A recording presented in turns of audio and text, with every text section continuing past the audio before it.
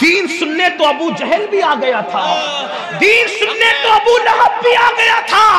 انقلاب دین سننے پر نہیں، انقلاب دین پر عمل کرنے کی بنیاد پر آئے گا۔ یہ ظالم حکمرانوں کا ظلم، یہ غربت کی چکی میں مسلمانوں کا پسنا، یہ مسلم بیٹیوں کا اور طرف بھاگ کر جانا، اس کا خاتمہ اس وقت ہوگا جب دین سننے کے لیے جمع ہوتے ہو تو دین پر عمل کرنے کے لیے بھی جمع ہو۔ بڑی معذرت کے ساتھ اگر فجر تک آپ کو بٹھایا جائے، میں جانتا ہوں بیٹھو گے، ایک کھسکے گا بھی نہیں، استنجا کے لیے بھی نہیں جائے گا، میری قوم کی وفا جانتا ہوں، لیکن اگر مسجد میں بلایا جائے بڑی سادگی سے کہے گا مولانا کیا کروں میں پاک نہیں ہوں۔ یاد رکھنا میرے رسول، میرے اور آپ کے آقا نے فرمایا، توجہ کرنا، امیر حمزہ کے قاتل پہ حضور نے لعنت نہیں کی، جنہوں نے حضرت امیر حمزہ کا کلیجہ چیر کر اور سینے سے کلیجہ نکال کر دانتوں تلے کچا چبایا تھا، حضور نے ان لوگوں پہ بھی لعنت نہیں کی جنہوں نے حضرت امیر حمزہ کی انگلیاں، کان، آنکھ اور ہونٹ کاٹ کے اس کو رسی میں پرو کر گلے کا ہار اور بازو بند بنائے تھے، حضور علیہ السلام نے ان پہ بھی لعنت نہیں کی۔ کس پہ لعنت کی؟ بے نمازی پہ لعنت کی۔ فرمایا جو مسجدوں کو ویران کرے میں محمد اس سے بیزار ہوں، بلکہ یہاں تک فرمایا عشق مصطفیٰ کا دعویٰ ہے، اللہ کے رسول تو بے نمازی کی صحبت میں بیٹھنے سے بھی صحابہ کو منع کرتے۔ اگر یہاں ہاتھ اٹھوایا جائے نا، عشاء پڑھ کے کتنے آئے ہو؟ اٹھواؤں گا نہیں، بالکل مت اٹھانا، انگلیوں پہ گنو، انگلیوں پہ گنو۔ اللہ کے رسول علیہ السلام اپنے صحابہ سے بالخصوص سیدنا ابو ہریرہ سے کہتے ہیں، ابو ہریرہ بے نمازی کی صحبت میں نہ بیٹھا کر، کیونکہ آسمان سے اس پہ لعنت برستی ہے۔ فرمایا قیامت کے دن بے نمازی اٹھیں گے تو کالے سور کی شکل میں اٹھیں گے، کالے خنزیر کی شکل میں اٹھیں گے۔ نماز کو کیا سمجھ رکھا ہے؟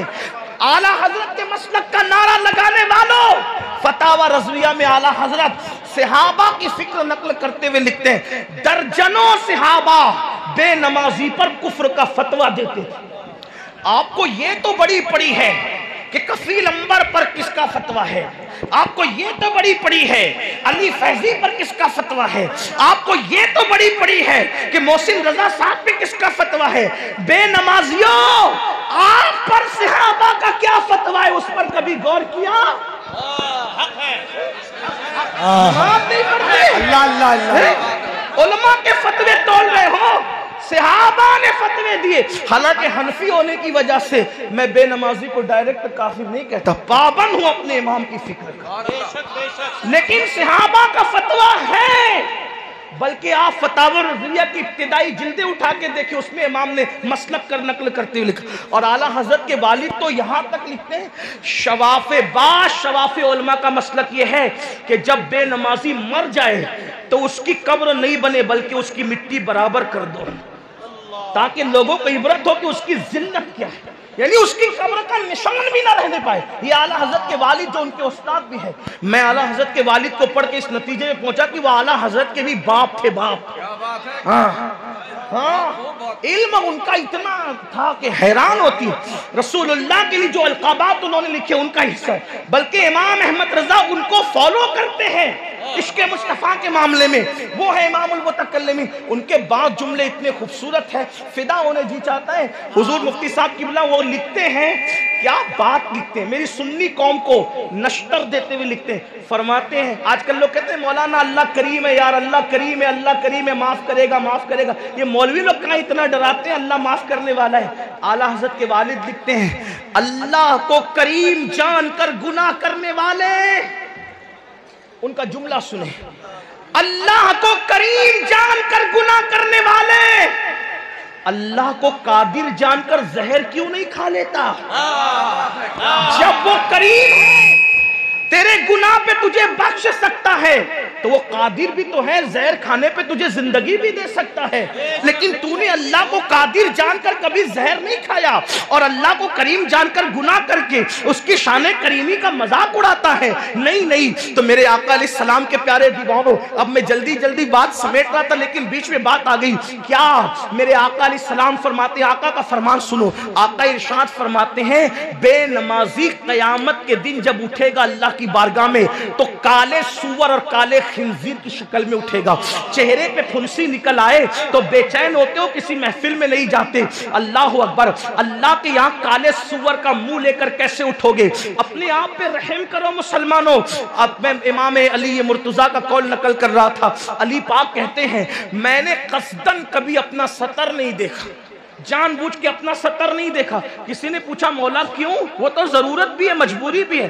فرمایا اس لیے نہیں دیکھا کہ مجھے ڈر لگتا تھا جن آنکھوں سے میں رسول اللہ کا چہرہ دیکھتا ہوں، جن آنکھوں سے حضور کا چہرہ دیکھتا ہوں، ان آنکھوں سے میں اپنا سطر کیسے دیکھوں؟ حالانکہ اس پر کوئی حکم شرع نہیں ہے، لیکن جن کے رتبے ہیں سوا، ان کو سوا مشکل ہے۔ اب آپ مجھے بتائیں نا میرے آقا علیہ السلام کے پیارے دیوانوں، ایسا خوبصورت، ایسا حسن والا، ایسا جمال والا رسول چھوڑ کر کے آپ بتائیں کہاں کہاں بھٹک رہے ہو؟ آپ کہتے ہیں ترقی نہیں ہوتی، آؤ سچے دل سے عشق کرو۔ اب آخری بات عرض کر رہا ہوں، اب ذرا کتاب التوابین سے ایک آخری بات عرض کر رہا ہوں، تھوڑی سی بڑی روایت ہے، اپنے الفاظ کے جامع میں علامہ ارشد القادری رئیس القلم کے الفاظ کا حوالہ لے کر تھوڑا کچھ اپنے تصرف کے ساتھ ایک واقعہ پیش کرنا چاہتا ہوں جو کتاب التوابین میں لکھا ہے، اسی پر میری گفتگو مکمل ہو جائے گی۔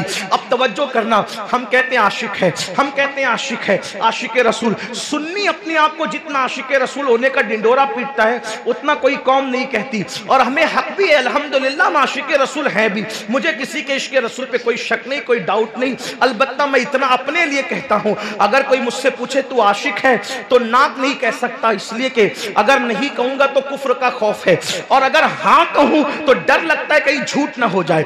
یہ بات ہے اپنی، بس اتنی سے زیادہ نہیں کہتے۔ لیکن مسلمانوں آپ بتاؤ، ہم اپنے آپ کو عاشق کہتے ہیں، لیکن آئیے ذرا ایک عاشق کی فکر سن لیں، بات اس پہ مکمل ہو، ایک ایک بندہ توجہ کرے، اور اب کوئی نعرہ نہیں لگے گا، صرف سنجیدگی کے ساتھ آپ کو سننا ہے۔ اس منبر والوں کی بھی توجہ، کتاب التوابین کے اندر راوی لکھتے ہیں کہ حضور علیہ السلام کی بارگاہ میں ایک جوان آیا، اس جوان کا نام تھا ثعلبہ ابن عبد الرحمن۔